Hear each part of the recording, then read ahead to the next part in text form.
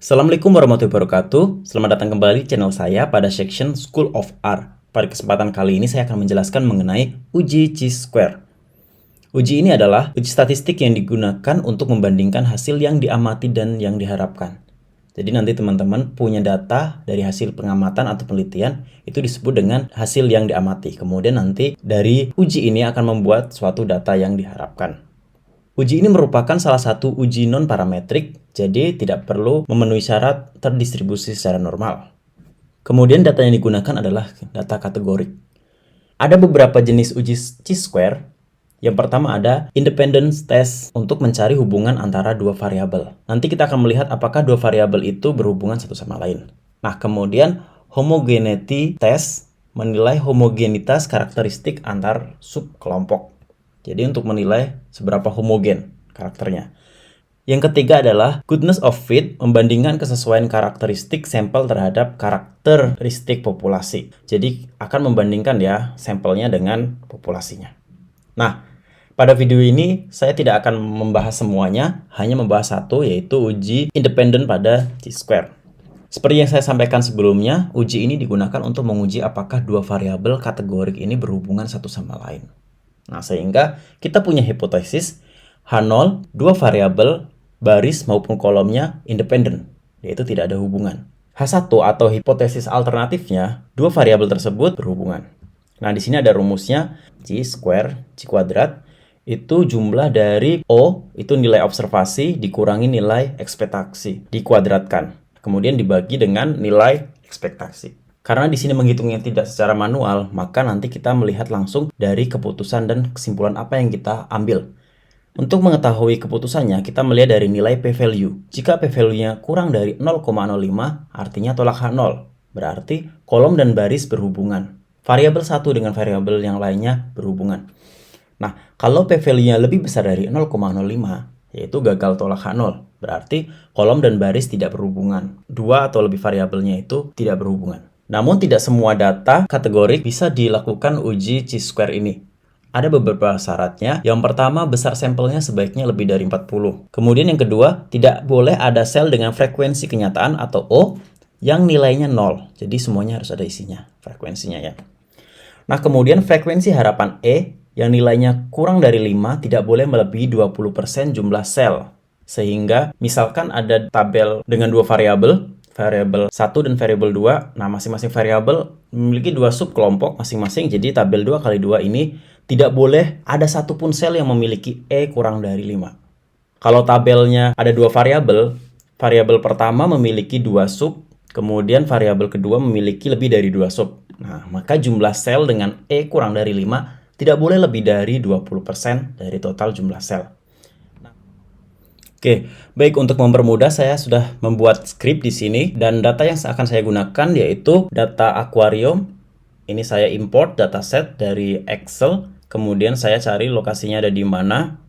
Nah, ini dia data akuarium.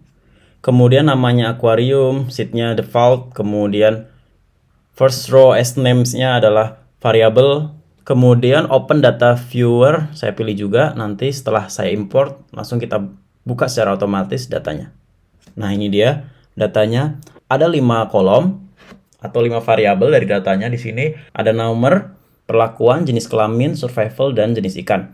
Nah, di sini data pengamatannya ada 92. Tadi dikatakan bahwa uji chi-square ini bagus digunakan jika datanya lebih dari 40. Kita sudah memenuhi salah satu syaratnya.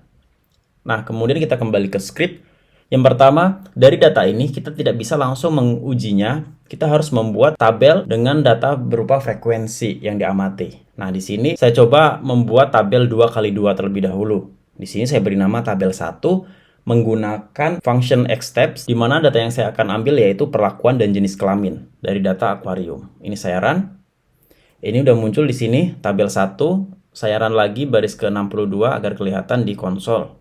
Nah, ini dia, ada perlakuan, ini sebagai variabel pertama. Perlakuan ada subnya yaitu kepadatan dan volume. Kemudian jenis kelamin, subnya ada betina dan jantan. Nah, ini sudah dibuat frekuensi dari pengamatannya. Kemudian untuk melakukan uji chi-square, di sini saya beri nama chi-sq1. Untuk mengujinya, kita menggunakan function chi-sq.test dari data tabel 1. Ini saya run, sudah masuk ya di sini data. Kemudian kita run hasilnya. Nah, di sini ada hasilnya, teman-teman bisa lihat Pearson chi-square test with yet community correction. Jadi di sini selain dari tesnya ini ternyata sudah ada correctionnya. Di bawah ini bisa lihat data yang digunakan adalah tabel 1, nilai dari chi-square-nya ini DF-nya 1, kemudian p-value-nya 0,73. Nah, kita kembali lagi untuk mengambil keputusan tadi.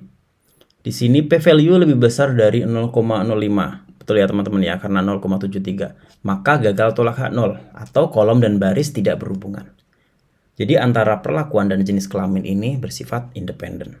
Tadi syaratnya sampel lebih dari 40. Oke, tidak boleh ada sel frekuensi yang 0. Oke, di sini ada semuanya ya, ada 29, 23, 20, dan 20.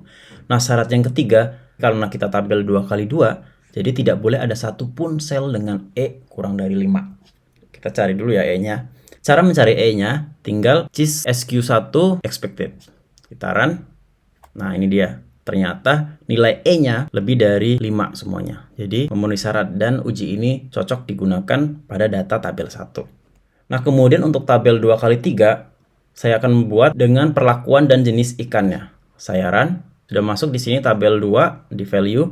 Kemudian saya run lagi. Di konsol teman-teman bisa lihat perlakuan ada 2, kepadatan dan volume, kemudian jenis ikannya ada 3, lele, mas, dan nila. Nah, masing-masing nilai observasinya tidak ada yang 0 ya teman-teman. Nah, kemudian kita lakukan uji chi-square menggunakan data tabel 2. Saya run.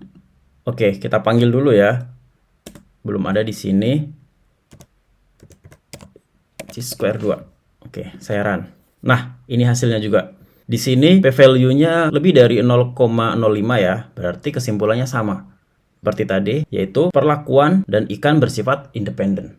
Nah, kemudian di sini kita lihat bahwa chi-square-nya observasi chi-square 2. Tadi belum saya ganti, saya run. Nah, ini dia ya. Ini hasilnya tadi tabel 2 kali 3. Karena perlakuannya ada 2, padatan dan volume, ikannya ada 3, lele, mas, dan nila. Kemudian nilai E-nya saya run. Nah, E-nya tidak ada satupun yang kurang dari 5. Jadi, memenuhi syaratnya ya. Karena komanya banyak, saya bulatkan round. Nah, 2 angka di belakang koma. Itu ya. Ini lebih jelas, tidak ada yang nilainya kurang dari 5. Residual ini adalah nilai dari observasi dikurang dari ekspektasinya. Ini yang dipakai di rumusnya ya. Nah, kemudian ini kalau saya bulatkan dengan 3 angka di belakang koma. Sekarang, apabila tidak memenuhi persyaratan tadi, ada beberapa uji alternatif yang bisa kita gunakan. Nah, yang pertama adalah uji exact Fisher. Nah, uji ini biasanya digunakan untuk data yang lebih sedikit. Kemudian bisa menggunakan uji Kolmogorov-Smirnov kalau ukuran tabelnya 2 kali K. Ya, ini lebih dari 2 ya, bisa 2 kali 3, 2 kali 4, dan lainnya.